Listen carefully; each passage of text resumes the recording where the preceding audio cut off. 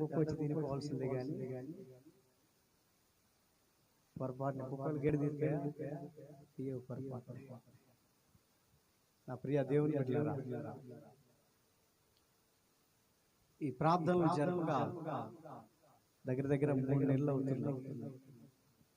పల్లెలలో ప్రశాంతంగా చర్చిలో ప్రార్థనలు పెట్టుకుంటున్నారు.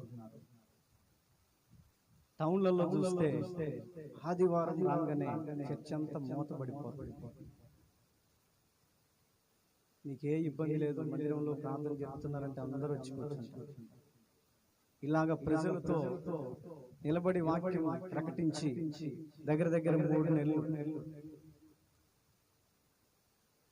టౌన్లలో ఏ మందిరాలు చూసినా మందిరాలన్నీ మూతపడిపోతాయి.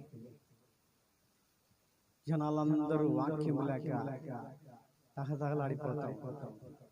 కారణం ఏమిటి? దేని వలన మందిరాలు జరగట్లేదు? ఏ ప్రాంతంలో పట్టినా కూడా కరోనా. ఎందుకు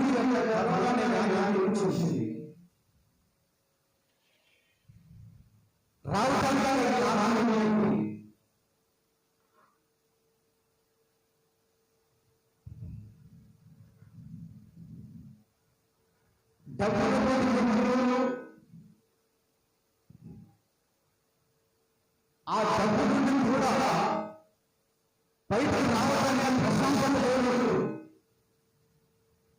కారణం ఏంటంటే ఎక్కడ మమ్మల్ని కరోనా వ్యాధి అంటుకుంటుందో,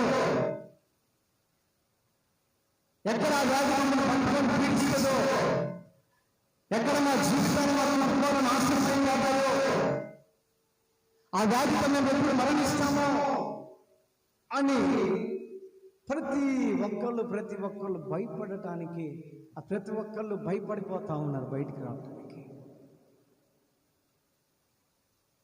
దేనివల్ల ఈ యొక్క భయం మనిషికి కలుగుతూ ఉంది?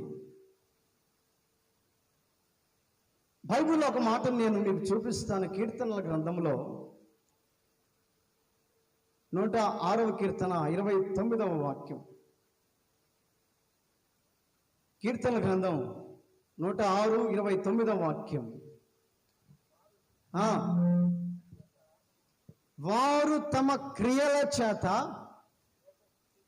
ఆయనకు కోపము పుట్టించగా వారిలో తెగులు రేగెను. ప్రియ దేవుని బిడ్డలారా, ఈ భూమి మీదకి కరోనా వ్యాధి రావటానికి గల కారణం, ఈ భూమి మీద నివసిస్తున్నటువంటి ప్రతి మానవుడు, నాకు డబ్బులున్నాయి, ఆస్తులు అంతస్తులున్నాయి, మాకు ఎవరు అవసరం లేదు అని చాలా మంది వాళ్ళకు కలిగిన దానిని బట్టి గర్వించిపోతా ఉన్నారు. వారికి కలిగిన దానిని బట్టి ఏమండి, దేవుని కూడా లెక్కలేక, దేవుణ్ణి కూడా లెక్కలేని తనముగా, దేవుడు చేసిన కార్యాలను మర్చిపోయి, దేవుడు వారి జీవితంలో చేసినటువంటి అద్భుతమైన కార్యములను మర్చిపోయి ఈ రోజున దేవుని యొక్క బిడ్డలుగా పిలువబడుతున్నటువంటి వాళ్ళు లోకంలో కలిసిపోతా ఉన్నారు. లోకంలో కలిసిపోతా ఉన్నారు. ఎంతో మంది దైవజనులు వాక్యం చదువుతూ ఉన్నారు. మారు మనసు పొందండి, దేవుని మార్గంలో నడిపించబడండి, ఒకానొక రోజున కరువు రాబోతూ ఉంది, ఒకానొక రోజున భూకంపాలు కలగబోతున్నాయి, ఒకానొక రోజున భయంకరమైనటువంటి అల్లరి రాబోతూ ఉన్నాయి, ఒకానొక రోజున కరువు భూమి మీద విలువ తాండమాడబోతుంది, జాగ్రత్త పడండి అని ఏ దైవజనుడు పట్టినా కూడా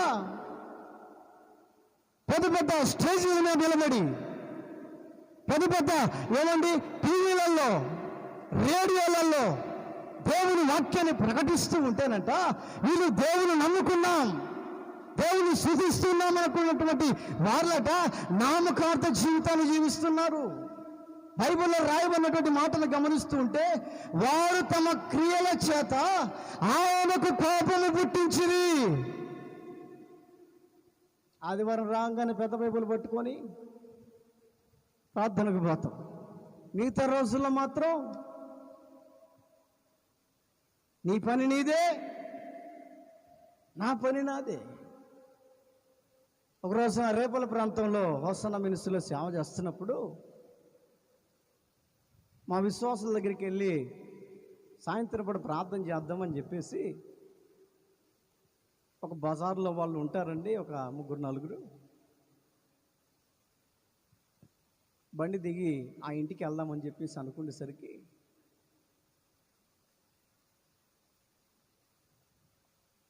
దేవుని బిడ్డలు భయంకరంగా తిట్టుకుంటున్నారు, కొట్టుకుంటున్నారు. మమ్మల్ని చూశారండి. అమ్మ పాస్టర్ గారు వస్తున్నట్టున్నారని చెప్పేసి ఇష్టం వచ్చినట్టు మాట్లాడుకుంటున్నటువంటి వ్యక్తులు మమ్మల్ని చూడగానే, ఏమండి, ఇద్దరు చర్చికి వచ్చే విశ్వాసులే, ఇద్దరు పెద్ద భక్తులే, ఇద్దరు ముందు లైన్లోనే కూర్చుంటారు, పాట ఇవ్వకపోతే మాత్రం అలుగుతారు, వాక్యం చదవనీయకపోతే నన్ను చదవనీయలేదని మూతి ముడుచుకుంటారు. వాళ్ళిద్దరు ఏం చేస్తున్నారో తెలుసా? ఇంత బూతులు మాట్లాడుకుంటున్నారు, భయంకరంగా మాట్లాడుకుంటున్నారు. నేను అలా అంత దూరంలో చూసి, ఒరే వీళ్ళు ఎవరో మన విశ్వాసులాగా ఉన్నారే అని చెప్పేసి గమనించుకుంటూ కాస్త, ఎందుకంటే వాళ్ళు తగులాడుకుంటున్నప్పుడు మనం పోయామనుకోండి, ఆ చెంబులు చెరవలు మన మీద పడితే ఇంకేమనుందా? ఆ చెడ్డ పేరు మనకెందుకురా బాబు, కాస్త నిదానంగా నడిచిపోతే బాగుంటుందని చెప్పేసి, ఏమండి, వాళ్ళిద్దరు బాగా భయంకరంగా తిట్టుకుంటున్నారు. అంత దూరంలో చూశారండి. ఇద్దరు చూసి, అమ్మే సేపు తిట్టుకున్నాం కానీ పాస్టర్ వేస్తున్నాడే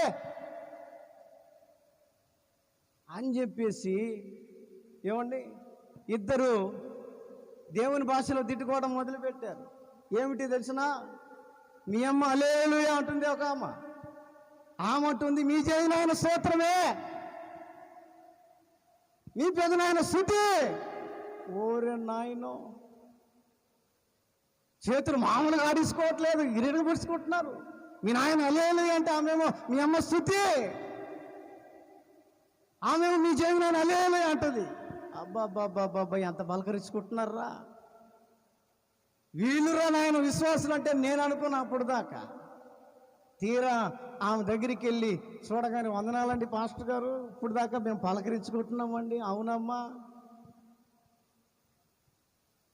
ఇప్పుడు దాకా మేము పలకరించుకుంటున్నామండి. ఎటువంటి పలకరింపులు అమ్మ అంటే, ఇదిగో మీ నాయన హల్లెలూయా అంటుకుంటున్నాం. అల్లంత దూరంలో చూడగానే నాకు చాలా బాధ వేసింది. సేవకుడి దగ్గర రాగానే ఏమిటి భాష మారిపోయింది, నడక మారిపోయింది, ప్రవర్తన మారిపోయింది. దేవుడి కోపం రాకుండా ఎట్లుంటుందండి? దేవుడి కోపం రాకుండా ఎట్లుంటుంది? ఆయనేం చెవిటోడు కాదు, ఆయనేం మూగబొమ్మ కాదు, ఆయన మాట్లాడే దేవుడు, ఆయన సర్వశక్తి కలిగినటువంటి దేవుడు, ఆయన ఉన్నతమైనటువంటి స్థలములలో నివాసము చేసే దేవుడు, ఆయన రాష్ట్రం కలిగిన దేవుడు, ఆయన శక్తివంతుడు.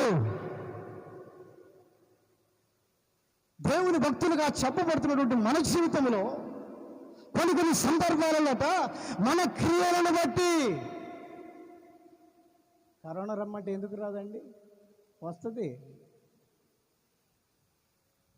ఉన్నోళ్ళని వదిలిపెట్టదు, దరిద్రులని వదిలిపెట్టదు, అడుక్కుండే వాళ్ళని వదిలిపెట్టదు, సంపన్న స్థితిలో ఉన్నవారిని పొరపాటుని వదిలిపెట్టదు.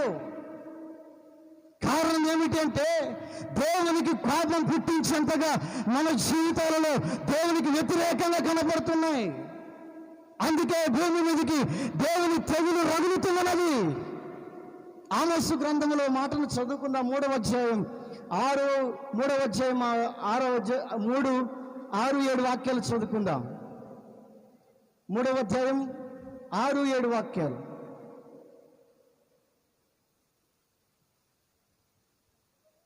పట్టణమందు బాకానాదం వినబడగా